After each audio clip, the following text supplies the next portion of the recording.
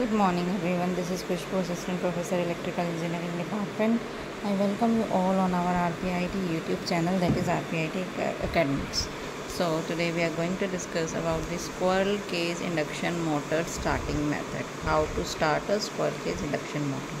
So these methods are very important. So one by one we will discuss them all. There are three methods which are used for starting a squirrel cage motor. Squirrel cage is a type of induction motor. We have discussed in the last video that there is a squirrel cage induction motor and phase wound induction motor. So squirrel cage is one of the type of three phase induction motor.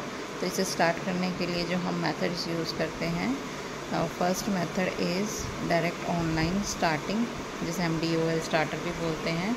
As the name suggest, induction motor is started by connecting it directly to the three-phase supply.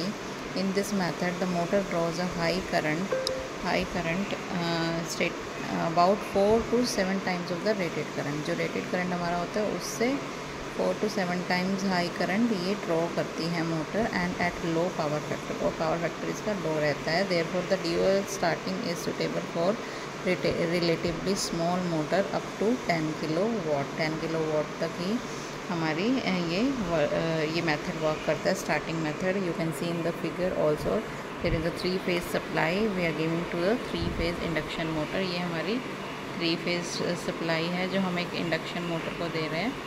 तो this type of method is direct online starting method. Second method is stator resistance starting. In this method, external resistance is connected in series with each phase of the stator winding during the starting. Starting में ही हम एक resistance लगा देते हैं सारे के तीनों दिख के फेज़ में. The external resistance causes voltage to drop across it so that reduce voltage available across the motor terminal. Hence the starting current is reduce. और ऐसा करने से, रेजिस्टेंस लगाने से जो हमारा स्टार्टिंग करंट है वो रिड्यूस हो जाता है, एकदम से हाई करंट नहीं आता है.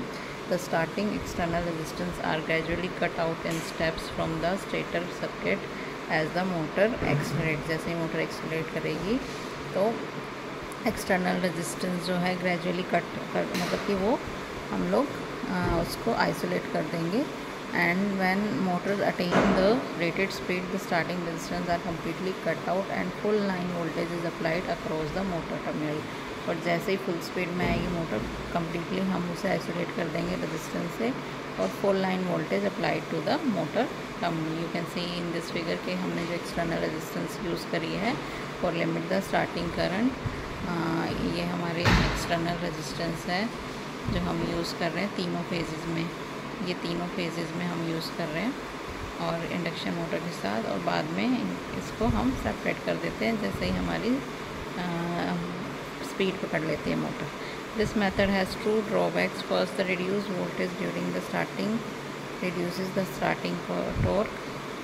एक डिसएडवांटेज है हमारा कि जो हमारा टॉर्क है वो भी रिड्यूस हो जाता है, क्योंकि हम रेजिस्टेंस लगाते हैं लिमिट करने के लिए करंट, जिस वजह से वोल्टेज भी नहीं फुली यूटिलाइज हो पाती, तो starting torque become less and hence increase acceleration time, और जिससे एक्सेलरेशन टाइम भी बढ़ जाता है. Secondly, lot of power is wasted in starting resistance, और पावर भी काफ़ी सारी वेस्ट होती है.